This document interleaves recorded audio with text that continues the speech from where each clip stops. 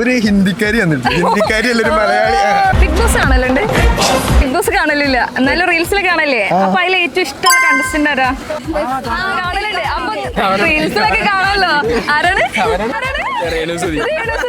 ചേട്ടാ ഞാൻ ഒരു ഹിന്ദിക്കാരി വന്നിട്ട് ഹിന്ദിക്കാരി അല്ലൊരു മലയാളി.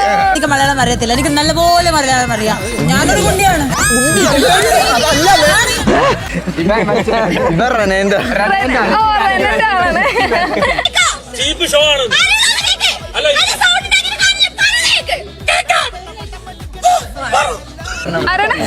അനുമോളെ ഇഷ്ടോ?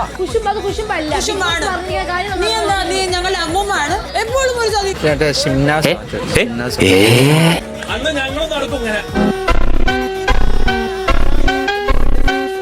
പിന്നെ റെന. ഓ റെന എല്ലാവർക്കും എന്നെ മതി.